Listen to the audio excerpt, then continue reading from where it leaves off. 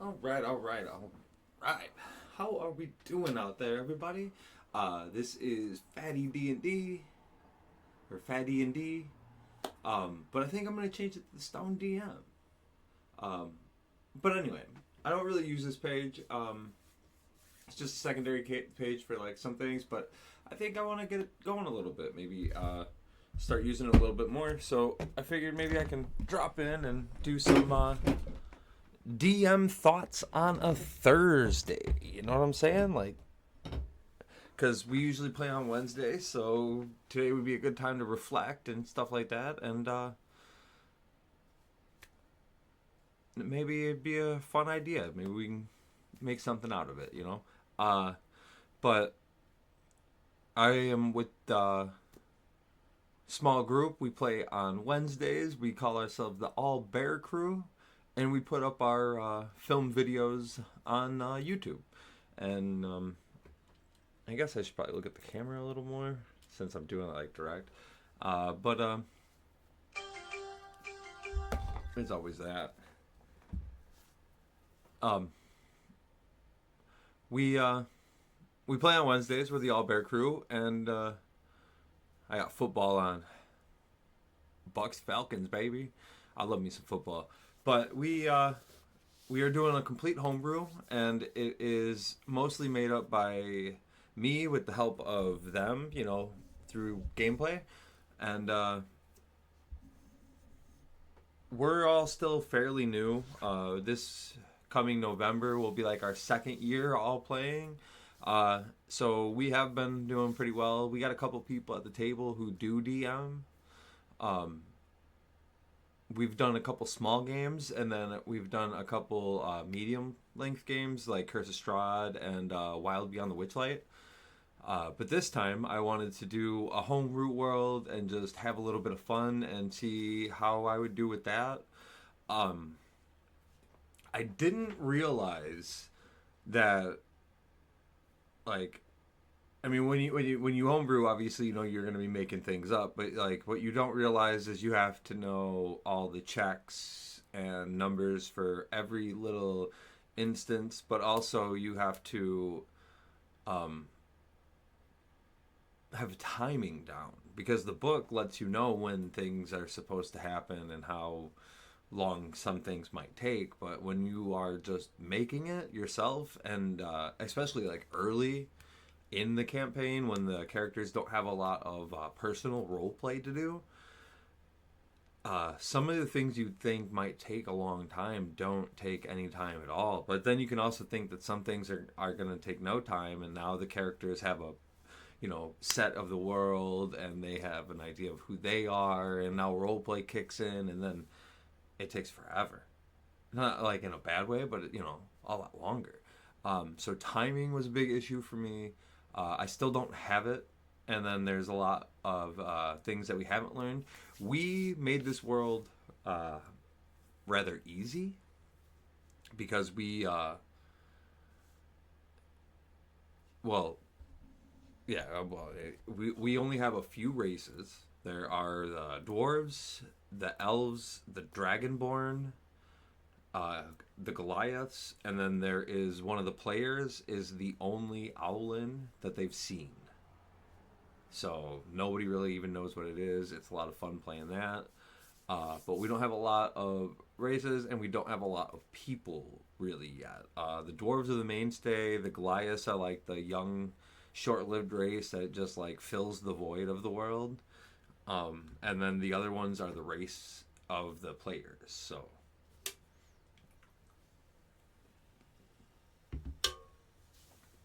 but the world's only like 600 years old, and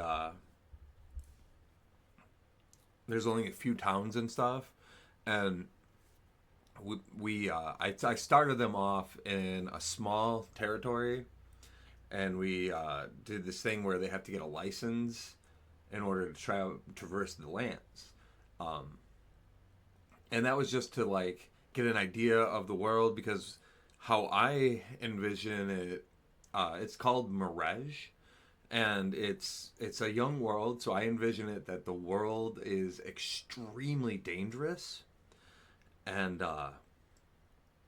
there are a lot of like monsters and stuff that have kept inhabitants from really making a move. So that's why there's not like any real like personal conflicts or wars or anything. And it's a lot of fun to do that. However, I do have to remember that I need to keep extremely strong monsters in places so the characters could run into some trouble. And I also have to not be afraid to let them get into trouble, you know? As a DM, you never want to play against the players, and sometimes sometimes it seems like you are, but you're not. You're just trying to be, a non-biased referee, but you do have a lot of work that these guys have put into their players. So like sometimes you kind of dial back a little bit, and you gotta keep yourself from doing that because as much as the character should, have be able to tell its story, they also not everyone's story gets told. Like some people don't make it, but and I'm not saying like I want to kill them or anything. Like I'm just saying that if the world is as dangerous as it's meant to be, then I have to allow those things to exist. So I have to keep that in mind. And then there's like worldly events that are technically happening while they're still, doing their thing. So, but for my world, there's not like a lot of conflict or anything. So most people are kind of just like going about the day, gathering supplies, making sure the city has its needs. And that's, really about it. We have just made it to our first town. The town is called Fort Runaft. I guess I'm skipping ahead a little bit, but anyway, we just made it to our first town, and this is really why I wanted to do the video anyway. It's so much fun coming up with the different characters that they're gonna have to run into, the shop owners and the inn workers, and what kind of inn is it? Is it a tavern plus an inn? What does the shop look like? For our first little town, it is just like a hunting village that continuously grew. So it's not organized. There's not a lot of like grand buildings.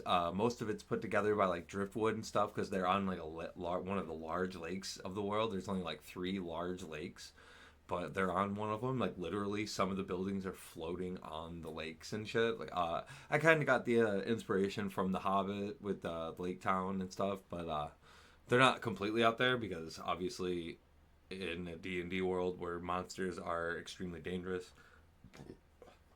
a deep lake will hold some abominations that you do not want to run into, and that could be part of the problem for this little town at some point.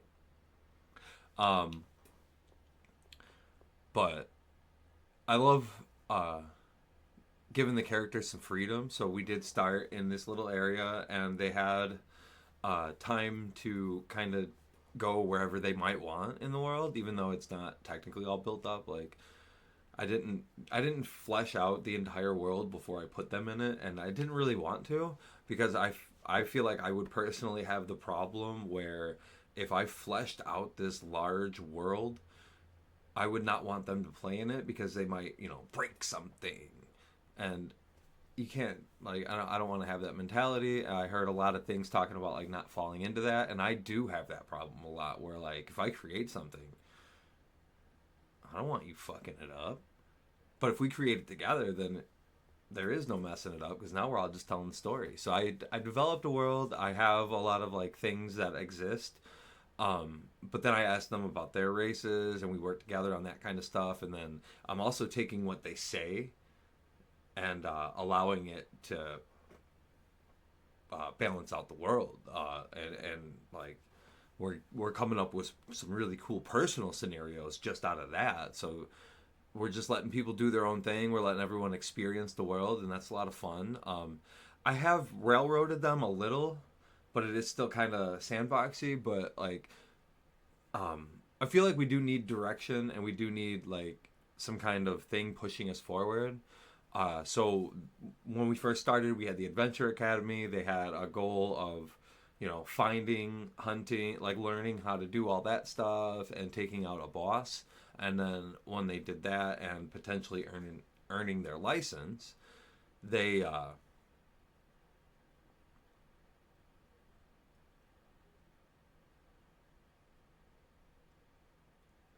they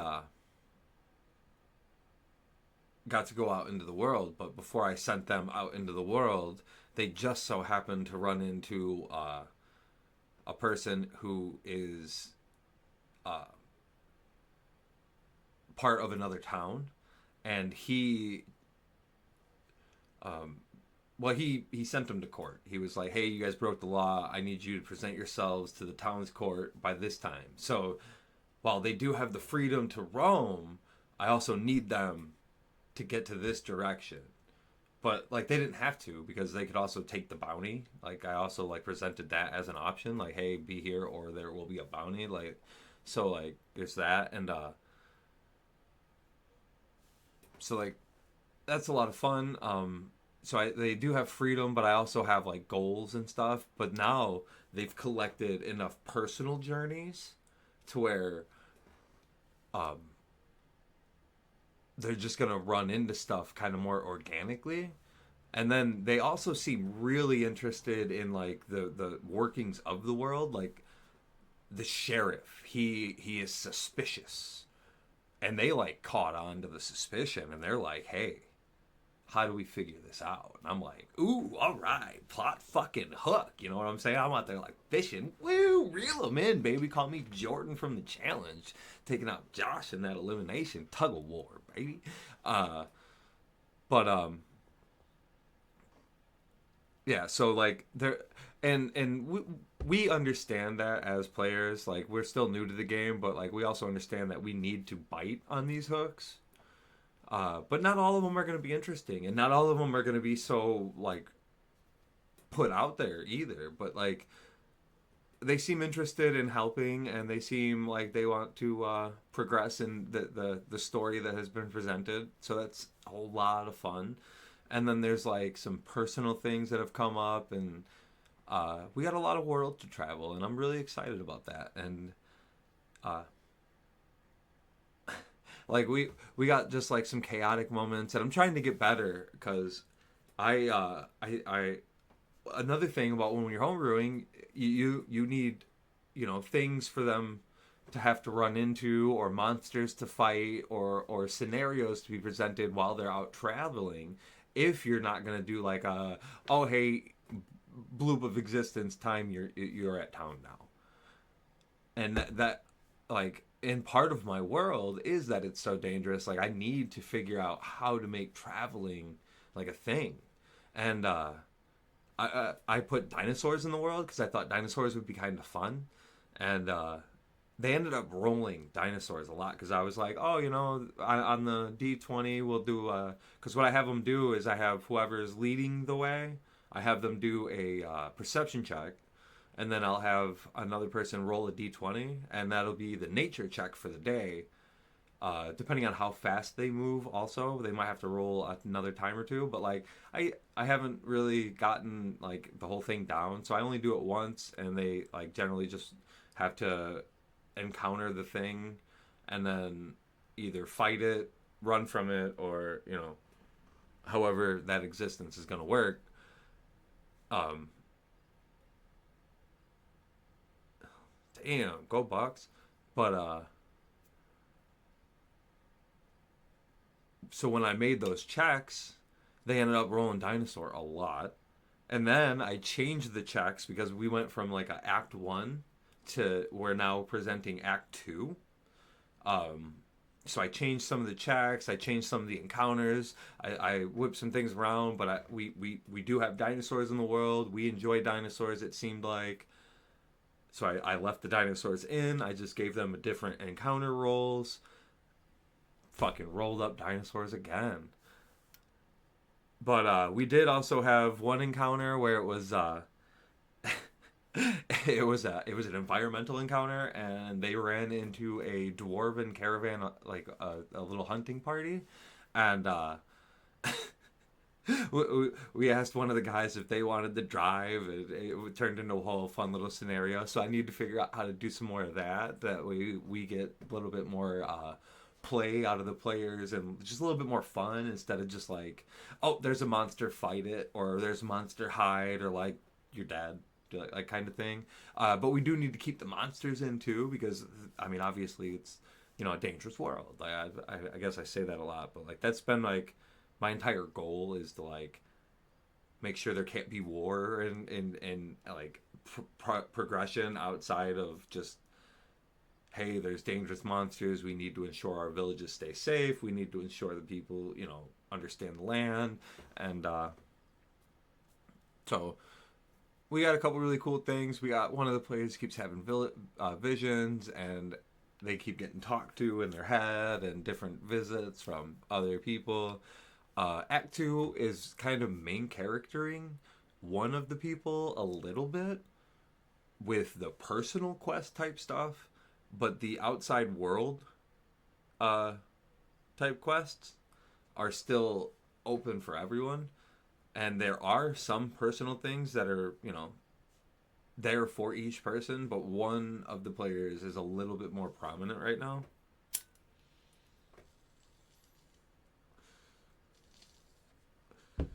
And this is why I want to change it to the Stone DM. I don't know if there's any one of those out there or not. Most people probably wouldn't want to play with someone who's all high as fuck.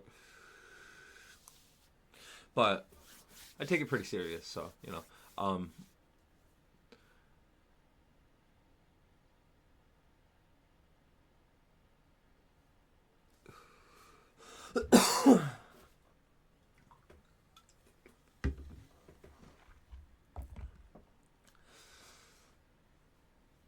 But we just got into our first town, and we ran into our first like real worshippers of a god, and it is the dwarven god of creation and I forgot what he was, like life or not life, because that's the sun god is like life. Because we have Guntir and we have Skalor and because Guntir was like creation and like work and stuff like that, like because we had two gods really, and one of them is like life, and that's who they pray to for the death too, or the dwarves, because they don't really like lament. Oh, okay. Guntir is creation and life, and then Skalor is light, sun, and hope, endurance.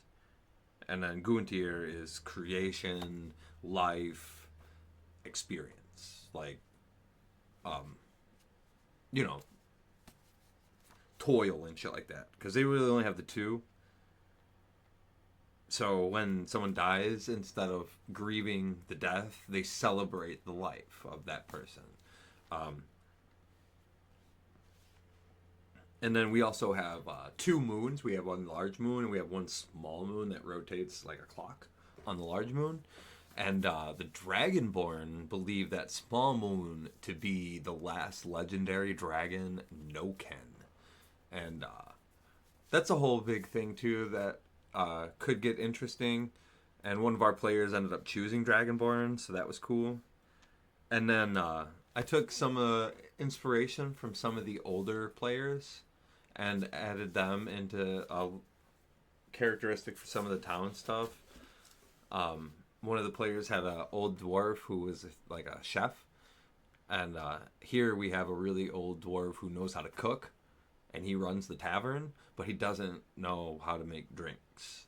And then we had another player in that same campaign, and her specialty was drinks, so they were like a team. But this character doesn't have the teammate, so he just knows how to make food, great food, but he struggles with the drink. But that also brings us up to one of our missions where he asked them if they can help him find some way to make good drinks. He just needs to make a good drink. He's super old, he's lovely. But yeah, I mean, we just got a lot of stuff in the world, and there's a lot of fun to be had. I'm really enjoying doing the homebrew. I'm glad we chose to do it. Running modules is great. I ran Curse of Strahd. I tried to keep it mostly out of the book because I knew that the homebrew was something I wanted to do, so I had been like working on it. So I wanted to keep the homebrew stuff to a minimum that I used in Curse of Strahd, aside from like whatever craziness the players brought up. Because I mean that's pretty regular. Like they bring up like a lot of madness. But I tried to keep the homebrew to a minimum because I wanted to save it all for what I'm doing now. Because I knew I was going to have to use every just ounce of creativity I could muster to get this done. And being the DM, I feel responsible for the other people's fun at the table, and I understand that they also need to bring their end of the bargain when it comes to like the fun aspect. But it's also my responsibility to present a scenario that they could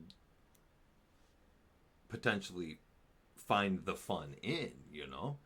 So I'm having a lot of fun with the homebrew. I don't know what I would do if I had to try again. Well, I mean, when I'm done here and we leave these characters behind, like, am I gonna leave this world behind and recreate a new one? Because like this one is like really just a rough draft. However, we have a good start. Like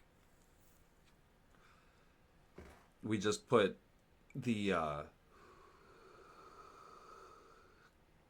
world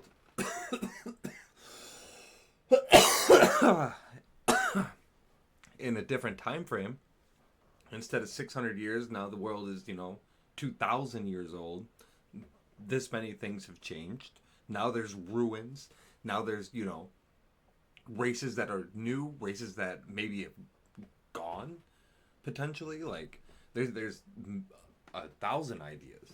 So maybe I stay in this world and we just refresh it, or maybe we just continue. Like maybe these characters make it all the way until they get old. Like maybe we play this world for. We got elves; they could make it 100 years, or maybe they show up later. Because in our world, I also asked them, the player who created the elves, if she would put a lifespan on them. Because I don't want anyone to be like immortal, really. Because like that's difficult. So like 300 to 400 years for the long-lived races, and then the short-lived races they'll get 80 to well potentially 100, but maybe not. And then